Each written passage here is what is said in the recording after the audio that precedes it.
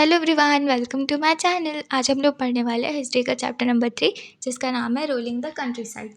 तो 12 अगस्त 1765 को क्या होता है, मुगल एम्पायर ना दीवानी राइट दे देते हैं बंगाल का ईस्ट इंडिया कंपनी को।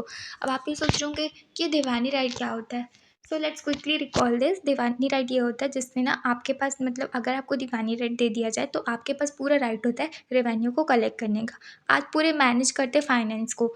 आप एक तरीके से बंगाल के, अगर आपको बंगाल का दीवानी राइट मिला है तो आप वहाँ के फाइनेंशियल एडमिनिस्ट्रेटर बन जाते हैं। तो ये होता है दीवानी राइट। तो ये जो इवेंट होता है ना, वो रॉबर्ट क्लाइव के टेंट में होता है, लेकिन जैसे कि आप ये पेंटिंग में देख रही है, बहुत ही ग्रैंड सेरेमनी होती है। तो दीवानी rights equals to company became a financial administrator of. तो अब कंपनी क्या कर सकते हैं, कंपनी ना रेवेन्यू कलेक्ट कर सकती है, जिसको हम टैक्स बोलते हैं।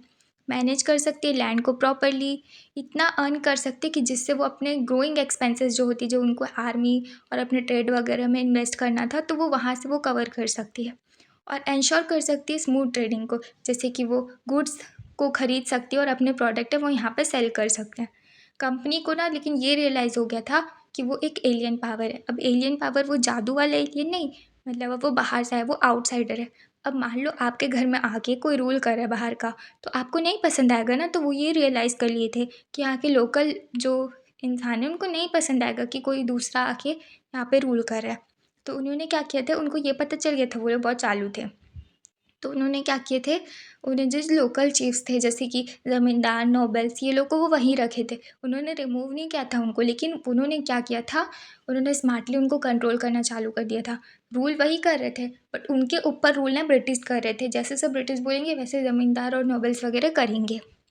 तो इससे क्या होता है, ब्रिटिश कंट्रोल होती है ना चालू हो जाती है कहाँ पे, कंट्री साइड पे। क्योंकि वो ऑर्गेनाइज कर रहे थे रेवेन्यू सिस्टम को, चेंज कर रहे थे लैंड राइट्स को। और उसके बाद जो पीजेंट्स है ना, उनको फोर्स करते थे वो लोग कि हम जैसा चाहते हैं ना, तुमको वही क्रॉप उगाने पड़ेंगे, क्योंकि वो उनके फ़ायदे के लिए थे, उनके प्रॉफिट के लिए थे।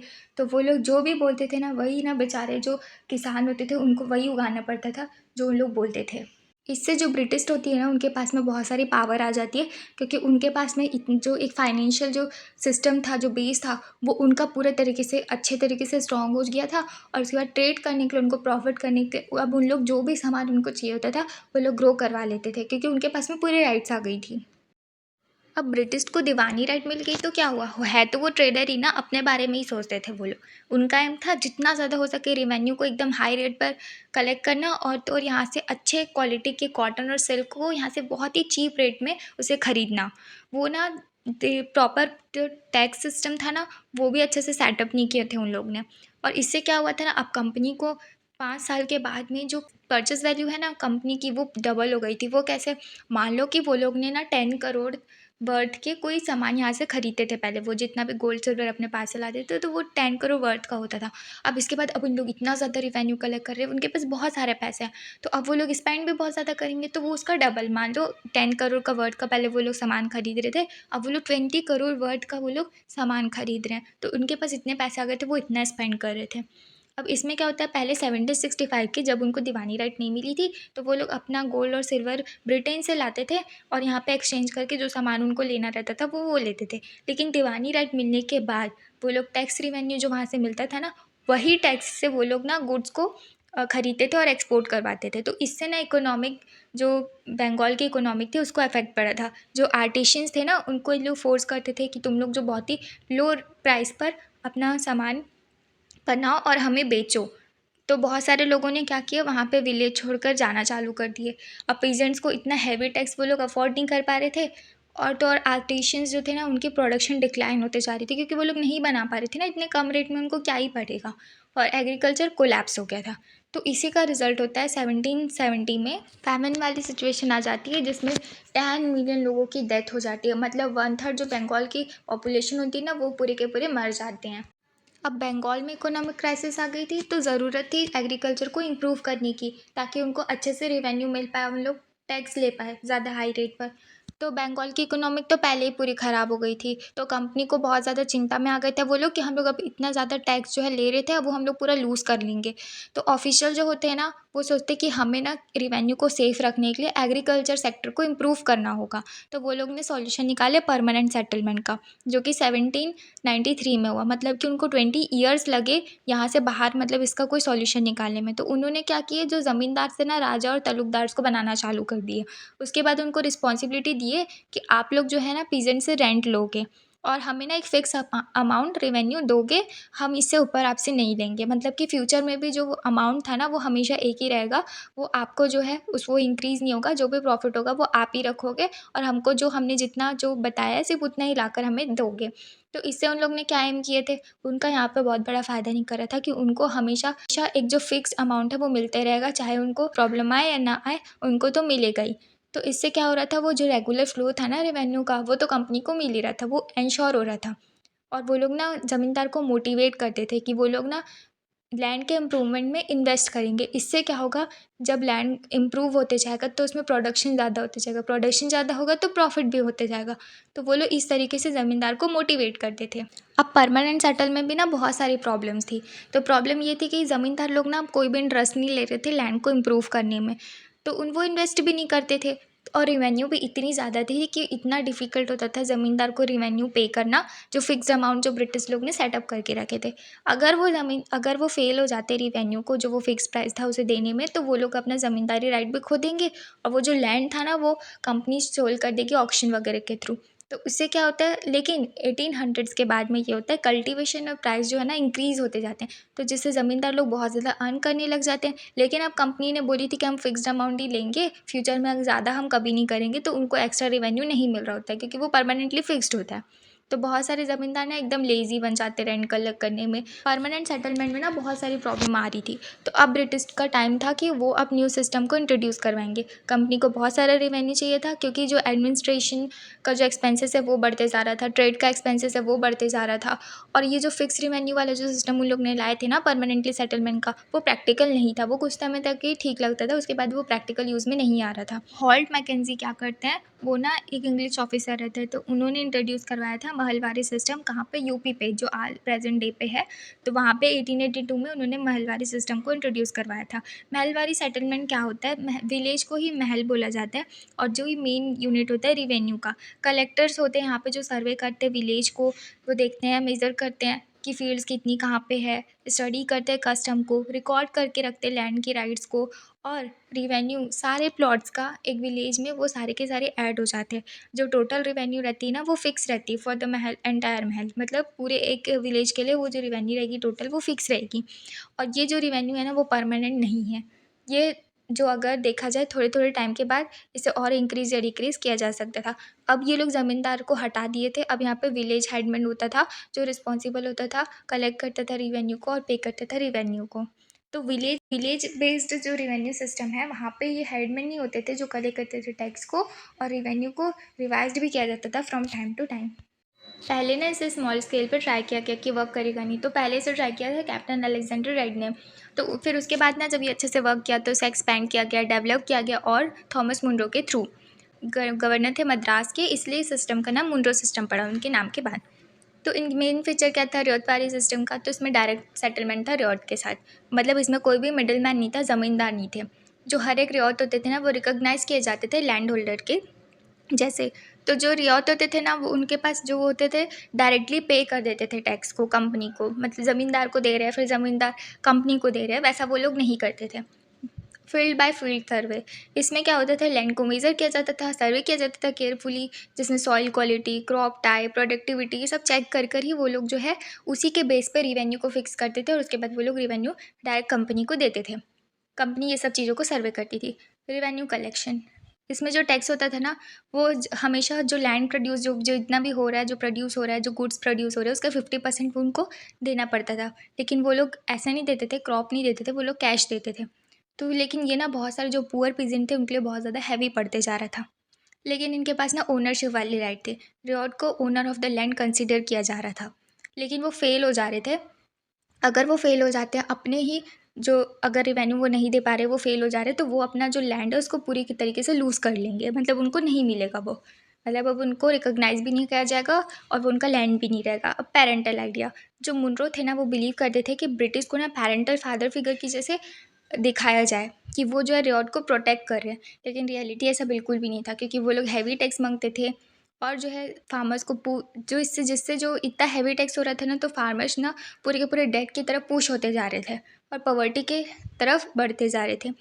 लेकिन इस मुंड्रो सिस्टम के कुछ एडवांटेज भी थे, जैसे कि करप्शन, जो ज़मींदार वगैरह करप्शन वगैरह करते थे, तो वो सारे रिमूव हो चुके थे। रियॉट को डायरेक्ट कंट्रोल मिला था, ओनरशिप मिला था, और गवर्नमेंट को लैंड क्वालिटी के हिसाब से रेवेन्यू फिक्स करने का एक्सेस मिला था। लेकिन इसमें ना मुंड्रो सिस्टम में कई सारी प्रॉब्लम भी थी रियलिटी में, अगर ग्राउंड रियलिटी में देखा जाए तो, क्योंकि इसमें बहुत ज़्यादा हाई टैक्स डिमांड हो रही थी। और बहुत सारे जो थे पुअर, वो लोग ना फेल हो जा रहे थे ये रेवेन्यू को पे करने के लिए। क्रॉप अगर फेल हो जा रही थी तो भी हमको कोई मतलब नहीं था, मतलब कंपनी को उन्हें पूरा का पूरा रेवेन्यू देना ही है। अगर वो क्रॉप फेल हो गए तो वो उनकी प्रॉब्लम नहीं है, वो लोग ऐसा कंसिडर करते थे। तो बहुत सारे जो मनी लेंडर वगैरह से बहुत सारे डेट वगैरह लेते थे, और वो लोग वहाँ पे पूरी तरीके से ट्रैप हो जाते थे। फार्मर्स ने बहुत सारे अपने लैंड को लॉस कर लिए थे, और बहुत सारे जो फार्मर्स थे वो लैंडलेस लेबर बन चुके थे। मतलब ये जो सिस्टम था, अनदर फॉर्म ऑफ ऑपरेशन बन गया था। तो ये जो मुंड्रो सिस्टम है, ये रद्दबारी सिस्टम है, इसमें क्या होता है, ये ना एक डायरेक्ट टैक्स सिस्टम होती है, जिसमें क्या होता है, फार्मर ना स्ट्रेटली कंपनी को पे करते टैक्स। वो अपने फील्ड्स को मेज़र करते हैं अच्छे से, और रियॉर्ड्स को सपोज़ किया जाता है कि वो लोग जो है प्रोटेक्ट करें रियॉर्ड को, क्योंकि लेकिन उन लोग हाई टैक्स देते थे, कभी कभी क्रॉप फेलियर हो जाता था, तो उससे हिसाब से उनके ऊपर में बहुत ज़्यादा बर्डन आ जाता। लेकिन इतने सारे रेवेन्यू सिस्टम को इंट्रोड्यूस करवाने के बाद भी सब कुछ ठीक नहीं होता है। कंपनी ऑफिशियल को मैक्सिमम इनकम चाहिए था लैंड से, वो लोग फिक्स कर देते हैं रिवेन्यू को बहुत ही हाई रेट पर, बहुत ही ज़्यादा डिमांड करने लगते हैं एक फ़िक्स रिवेन्यू की। तो इससे क्या होता है, जो बहुत सारे पीजेंट्स हैं ना, वो अफोर्ड नहीं कर पाते, वो पे नहीं कर पाते हैं। बहुत सारे जो रियॉर्ड जो फार्मर होते हैं, वो लोग विलेज को छोड़कर चले जाते हैं। कोई कोई विलेज तो पूरी तरीके से एम्प्टी बन जाते हैं, मतलब वहाँ पे कुछ भी मतलब उगाने लायक नहीं रहता, मतलब पूरा वो बेकार हो जाता है, क्योंकि वहाँ पे जो फार्मर थे वो लोग नहीं कर पा रहे थे क्रॉप को ग्रो। और ब्रिटिश की एक्सपेक्टेशन ये थी कि पीजेंट जो है ना रीच होते जाएंगे, हार्ड वर्किंग फार्मर आते जाएंगे, इससे एग्रीकल्चर भी इम्प्रूव होगा और प्रोडक्शन भी राइज होगा। लेकिन ऐसा कुछ भी नहीं होता है, बहुत ही ज़्यादा हैवी टैक्स आ जाती है रियलिटी अगर देखा जाए तो, जिससे पीजेंट जो है बहुत ज़्यादा पुअर होते जाते हैं, और तो और कर्ज में पूरी डूबते जाते हैं। लैंड की इम्प्रूवमेंट तो कभी होती नहीं है, और सिस्टम जो है मोस्टली बेनिफिट कर रहा था कंपनी के रेवेन्यू ऑफिशियल्स को, फार्मर को नहीं कर रहा था। विलेज या फिर कंट्री साइड से जो ब्रिटिश होते हैं उनको प्रॉफिट तो हो ही रहा था रिवेन्यू में बहुत ज़्यादा, बल्कि उनको ना और भी हो रहा था, जैसे कि क्रॉप्स जो कि यूरोप में नीड हो रही थी जिन क्रॉप की, वो लोग यहाँ पे वो लोगों को फार्मिंग करने बोलते थे। लेट 18th सेंचुरी में क्या होता है, कंपनी फोकस करती है कैश क्रॉप को बहुत ज़्यादा एक्सपैंड करने में, जिसमें ज़्यादा से ज़्यादा प्रॉफिट किया जा सके। तो वो लोग क्या डिमांड करते हैं, सबसे पहले वो लोग ओपीएम और इंडिगो देखते हैं, फिर उसके बाद ना वो लोग और एक्सपैंड करना चालू कर देते हैं। जैसे कि जूट बंगाल में मिलता है, टीएसएम में मिलता है, शुगर केन उत्तर प्रदेश में मिलता है, वीट पंजाब में मिलता है, और कॉटन जो है महाराष्ट्र एंड पंजाब में मिलता है, और राइस मद्रास में मिलता है। तो वो लोग देखते हैं कि यहाँ पे बहुत वाइड वैरायटी की बहुत सारे गुड्स हैं, तो वो लोग यहाँ पे डिमांड करते हैं, जो फार्मर्स होते हैं उनको या तो परसुएट करते हैं कि तुम लोग जो है यहाँ पे कन्विंस करने का काम करते हैं कि तुम जो है हम जो क्रॉप बोल रहे हैं वो तुम उगाना चालू कर दो, ग्रो करना चालू कर दो। लेकिन जो पीजेंट्स नहीं मानते थे वो लोग प्रेशर डालते थे या फोर्स करते थे। उन लोग ने मार्केट को इतनी तरीके से कंट्रोल कर लिए थे कि फार्मर के पास कोई चॉइस ही नहीं था, उनको वो जो वो बोलते थे वो क्रॉप्स उनको वो ग्रो करने ही पड़ते थे। तो क्रॉप्स जो है वो यूरोपियन की मीट को, जैसे कि यूरोपियन के इंडस्ट्रियल्स और कमर्शियल नीड्स को मीट करने के लिए ही होता था।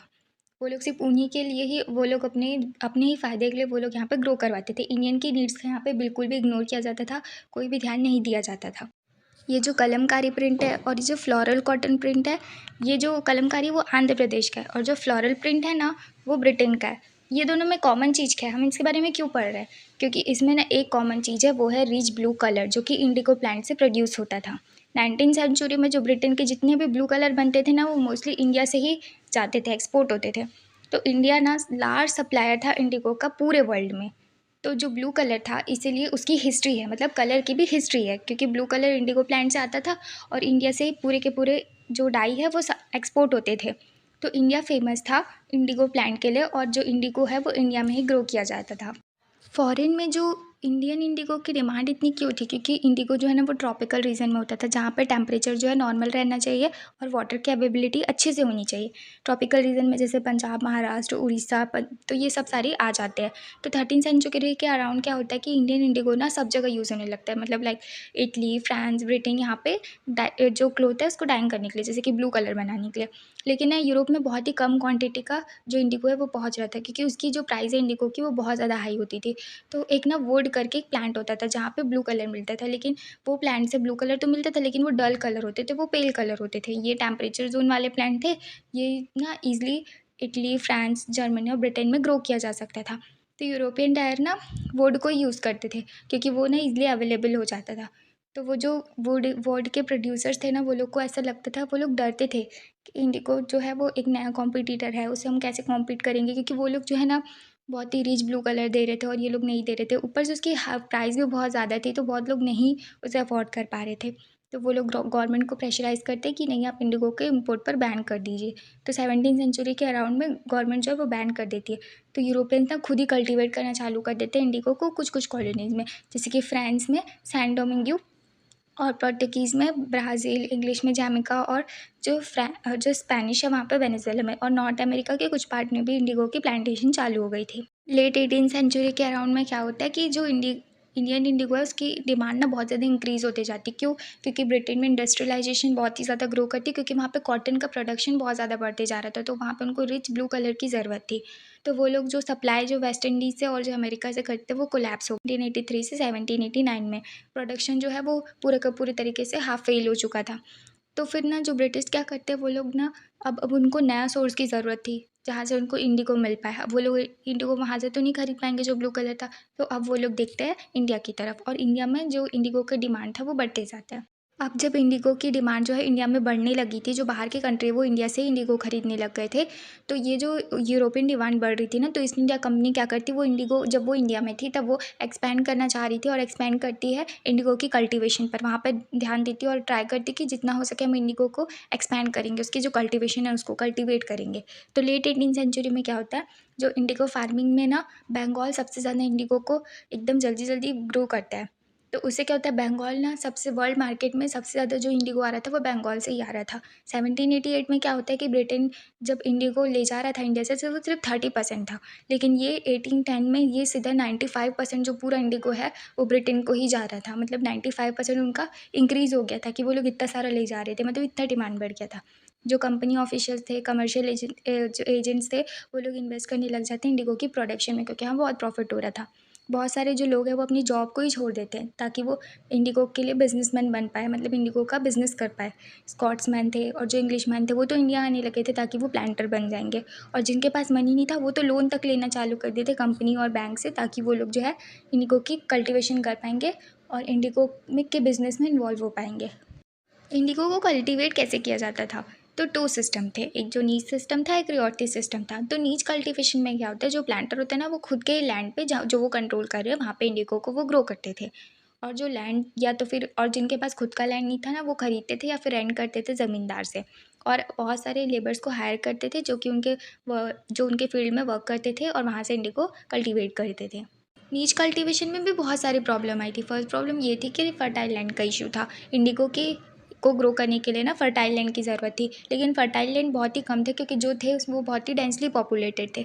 उन्हें बहुत ही छोटा एरिया मिल रहा था जिससे वो लोग इंडिगो को ग्रो कर पाएंगे। जो प्लांटर थे ना उन्हें बहुत ही ज़्यादा मतलब लार्ज कॉम्पैक्ट एरिया चाहिए था, और उन्हें बहुत सारे ऐसे, और अगर वो ये करेंगे ना तो बहुत सारे पेजेंट्स को प्रॉब्लम होगी और ये कॉन्फ्लिक्ट्स का भी कॉज कर सकता है। लेबर की भी शॉर्टेज थी क्योंकि अगर इंडिगो को ग्रो करना है तो बहुत सारे वर्कर का रिक्वायरमेंट होता था। सेम टाइम पे जैसे कि राइस कल्टीवेशन में बहुत सारे जो वर्कर्स होते हैं वो इन्वॉल्व होते हैं, तो वैसे ही इंडिगो की फार्मिंग के लिए भी चाहिए था, लेकिन पीजेंट थे ना वो बहुत ही ज़्यादा बिजी थे। और तीसरी प्रॉब्लम थी वो प्लग्स एंड ब्लू लॉक्स का था। उसमें क्या होता है, जैसे 1 बीघा अगर इंडिगो अगर ग्रो करना है, आप ये स्क्रीन पे देख सकते हैं, तो उसके लिए जो 2 प्लग है वो नीड होता था, तो 1000 के लिए 2000 चाहिए होता था, लेकिन वो बहुत ज़्यादा उसे बाय करना बहुत ही कॉस्टली होता था और उसे मेंटेन करने की भी बहुत ज़रूरत होती थी। तो जो पीजेंट्स थे ना, वो जो प्लॉग्स हैं ना वो बिजी थे राइस फील्ड्स पर। तो रिजल्ट क्या होता है, उससे लेट 19th सेंचुरी में जो प्लांटर है ना वो नीच कल्टीवेशन को उतना एक्सपेंड नहीं कर पाते हैं, और जो लेस देन 25% ही जो है ना वो इंडिगो लैंड जो है वो अंडर नीच सिस्टम के अंडर में आ रही थी, बाकी सारे रियॉर्टी सिस्टम वाले यूज़ कर रहे थे। तो इससे जो नीच कल्टीवेशन में ये प्रॉब्लम वो फेस कर रहे थे। रिवॉर्ड सिस्टम है क्या? नीच कल्टीवेशन तो हमने देख ली है। नीच कल्टीवेशन में क्या होता था कि जो फार्मर्स होते थे ना वो उनका खुद का लैंड होता था, वहाँ पे वो लोग इंडिगो को ग्रो करते थे। लेकिन रियॉर्टी सिस्टम में क्या होता है, जो प्लांटर होते थे ना वो रियॉर्ट को फोर्स करते थे साइन करने के लिए कॉन्ट्रैक्ट, जिसे सट्टा भी बोला जाता था। कभी कभी तो ये विलेज मैन है ना वो जो ऑन बिहाफ ऑफ पेजेंट वो खुद ही साइन कर देते थे, क्योंकि वो बहुत ज़्यादा प्रेशर में आकर वो ये चीज़ें करते थे। अब ये कॉन्ट्रैक्ट में ऐसा था क्या, जो जितने भी लैंड है उसको 25% ऑफ जो भी एरिया होगा वहाँ पे सिर्फ और सिर्फ इंडिगो ही प्लांट किया जाएगा। प्लांटर उन्हें सीड और ड्रिल वगैरह दे दिया करते थे, पीजेंट्स वहाँ पे सॉइल प्रिपेयर करते थे, सीड वगैरह डालते थे और क्रॉप की केयर करते थे। लेकिन हार्वेस्ट के बाद ना उन्हें फिर प्लांटर एक न्यू लोन देते थे, उसके बाद साइकिल रिपीट होते जाती थी। तो पीजेंट्स को इसमें बहुत ज़्यादा प्रॉब्लम फेस करना पड़ रहा था, क्योंकि वैसे तो इंडिगो का बहुत ज़्यादा डिमांड था, बहुत उनको प्रॉफिट भी हो सकता था, लेकिन वहाँ पे उनको बहुत ही लो प्राइस मिलता था इंडिगो के लिए। और ये जो एंडलेस साइकिल है ना वो चलते जाता था, जिसमें वो डेट ट्रैप में फंसते जाते थे। और जो इंडिगो है ना वो बेस्ट राइज ऑफ लैंड में वहाँ पे वो ग्रो होता था। क्यों? क्योंकि वहाँ पे उनको फर्टाइल, जो इंडिगो है वो फर्टाइल लैंड पे ग्रो होती थी। लेकिन इंडिगो की डीप रूट जो थी ना वो सॉइल को पूरी तरीके से ख़राब कर देती थी। तो इससे क्या होता था, अब जो राइस वाली लैंड है ना वहाँ पे वो लोग बिल्कुल भी राइस की कल्टीवेशन नहीं कर पाते थे। इंडिगो की फार्मिंग के लिए जो फार्मर्स थे ना उनको भी लो प्राइस का सामना करना पड़ता था। तो इस तरीके से प्रॉब्लम आ रही थी। फाइनली पिजन्स इतना सारा चीज़ें फेस करने के बाद क्या करते हैं, ब्लू लेबलिंग स्टार्ट कर देते हैं। इंडिगो से आप लोग ब्लू को कनेक्ट कर सकते हो। ये मार्च 1859 में बंगाल में चालू होता है, जिसमें थाउजेंड्स ऑफ पिजन्स क्या करते हैं, इंडिगो को ग्रो करने के लिए रिफ्यूज़ कर देते हैं कि अब हमसे नहीं हो पाएगा। फिर क्या होता है, जो रियॉर्ड्स होते हैं ना वो जो पे कर रहे होते हैं रेंट प्लांटर को, उसके वो स्टॉप कर देते हैं कि अब हम नहीं करने वाले। और जो अटैक कर देते हैं इंडिगो फैक्ट्रीज़ में, जिसके हाथ में जो आता है वो कर देते हैं। जैसे वुमेंस के हाथ में पॉट्स आते हैं, पेन्स आते हैं, तो वो लोग जिसको जो मिल रहा है बस मारो इन्हें। और जो जो मैन्स होते थे वो sword, spears, bows and arrows ये सब से उनको मारना चालू कर दिए थे। पीपल जो वहाँ पे प्लांटर के लिए वर्क कर रहे थे वो लोग सोशली बॉयकॉट कर देते कि अब हम नहीं करने वाले आपके लिए काम। और जो गोमास्तास थे वो लोग जो रेंट कलेक्ट करते थे जो जो प्लांटर को, वो लोग को इतना मारते हैं ना ये लोग। उसके बाद रिवॉर्ड ना रिफ्यूज़ कर देते हैं कि हम जो लोन ले रहे थे इंडिगो की शोइंग के लिए अब हम उसे बंद कर रहे हैं, हमें रिफ्यूज़ कर दे। और आप जो इतनी लाठियाँ से हमको डराते थे ना कि हमें ये ग्रो करना है, अब हम वो भी नहीं करने वाले, कितना भी डरा लो। अब ये पीजेंट्स जो है रेबेल क्यों करते हैं, क्योंकि जो इंडिगो सिस्टम था ना वो बहुत ही ज़्यादा ऑप्रेसिव था। इनको ना बहुत ही लो प्राइस मिल रही थी, जबकि डिमांड इतनी ज़्यादा थी, प्राइसेस इतने हाई थे, लेकिन इन लोग को बहुत ही ज़्यादा घाटे में रखा जा रहा था। ये लोग डेट ट्रैप में पड़ते जा रहे थे, क्योंकि इन्हें लोन्स, इनको पूरा ये जो साइकिल है वो कंप्लीट हो ही नहीं रहा था। ये एंडलेस साइकिल था, वो पूरे लूप में फंस गए थे। और इसमें जो दूसरे क्रॉप को वो ग्रो ही नहीं कर सकते थे, क्योंकि इंडिगो को ग्रो करने के बाद जो सॉइल का जो क्वालिटी है ना वो पूरी तरीके से बर्बाद हो जा रहा था। तो वो लोग राइस भी कल्टीवेट और जो भी फूड क्रॉप्स है वो ग्रो नहीं कर सकते थे, तो वो लैंड का हिस्सा पूरा बर्बाद हो जा रहा था। और इस टाइम ना ये लोग बहुत पावरफुल फील कर रहे थे। क्यों? क्योंकि लोकल ज़मींदार और विलेज हेडमैन का इनको पूरा सपोर्ट मिल रहा था। जो हेडमैन होते हैं ना वो उनको फ़ोर्स करते थे जो साइन करने के लिए इंडिगो कॉन्ट्रैक्ट के लिए, अब वो लोग रिफ्यूज़ कर रहे थे। और ज़मींदार जो थे ना वो बहुत ज़्यादा, क्योंकि वो जो है ना वो लोग एक जो हेडमैन था ना वो बहुत ही ज़्यादा ट्रैप में भी फंस गए थे वो लोग, क्योंकि उनको ज़बरदस्ती साइन करवाया जाता था। और जो ज़मींदार थे तो इसलिए वो लोग गुस्सा थे, और ज़मींदार जो थे वो इसलिए गुस्सा थे क्योंकि उनका जो पावर है वो लेस होता जा रहा था। जो प्लांटर थे ना वो लैंड को लॉन्ग लीज पर लेते जा रहे थे, जिससे ज़मींदार की पावर है वो कम कम होती जा रही थी। तो अब वो कोई भी ऐसे नहीं सहेगा ना, तो वो लोग पूरा सपोर्ट कर रहे थे पीजेंट्स को।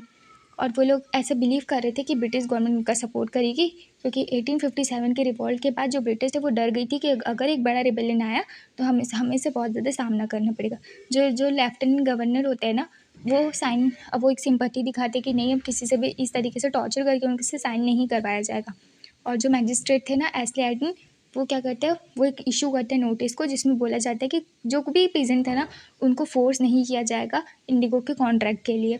और जो पीजेंट्स सोचते हैं कि ये जो क्वीन विक्टोरिया है ना उन्होंने डिक्लेयर कर दिया है कि इंडिगो को अब ग्रो नहीं किया जाएगा, तो वो लोग इससे खुश हो जाते हैं। तो इसीलिए वो लोग जो है इस तरह, अब जो रिबेलियन होता है ना वो थोड़ा पावरफुल वो लोग अपने आप को महसूस करने लगते हैं। अब बंगाल में इतना बड़ा ब्लू रेबेलियन चल रहा था, तो बाकी लोग का क्या रोल था। जो इंटेलेक्चुअल होते हैं ना कोलकाता से, वो आते रहे और उसको सपोर्ट करने के लिए, और लिखते हैं मिजरी ऑफ पेजेंट्स के बारे में और टायरेनी ऑफ प्लांटर के बारे में एक्सपोज करते हैं वो लोग, प्लांटर के बारे में एक्सपोज करते हैं वो लोग। और जो गवर्नमेंट इसके लिए एक्शन लेती है, जैसे कि मिलिट्री वो लोग भेजते हैं ताकि वो प्लांटर्स को जो अटैक करे उनको प्रोटेक्ट कर पाए। और जो इंडिगो कमीशन है उसमें इन्वेस्टिगेट करते हैं वो लोग। और इंडिगो कमीशन में ये दिखाया जाता है कि प्लांटर को अब थोड़ा गिल्टी महसूस हो रहा था। अब वो लोग हाँ सोचते, क्रिटिसाइज़ करते कि प्लांटर जो है वो कोअर्शन जो फोर्स है वो पीजेंट के ऊपर डाल रहे थे, फोर्स कर रहे थे वो लोगों को कि आपको इंडिगो को ग्रो करना है। और डिक्लेयर कर देते हैं वो जो इंडिगो कमीशन जो होती है वो डिक्लेयर कर देती है कि इंडिगो प्रॉफिटेबल नहीं है रिवॉर्ड्स के लिए। और फाइनली ये डिसीजन लिया जाता है इतने बड़े रिबेलियन के बाद कि रिवॉर्ड्स को जो अभी जो एग्जिस्टिंग कॉन्ट्रैक्ट है ना उसको फिनिश करना होगा, लेकिन फ्यूचर में वो लोग इंडिगो को ग्रो करने के लिए जो रिफ्यूज़ कर सकते हैं। तो यहाँ पे हमारा चैप्टर एंड होता है। आई होप आपको ये वाला चैप्टर समझ में आया होगा, और अगर आपको ये चैप्टर समझ में आया तो प्लीज़ अपना फीडबैक दे दो, और अगर ये चैप्टर से रिलेटेड कोई भी डाउट है then please comment down in the comment section below. और प्लीज़ प्लीज़ प्लीज़ यार एक सब्सक्राइब तो बनता है, सब्सक्राइब कर दो। मिलते हैं नेक्स्ट वीडियो में, बाय बाय।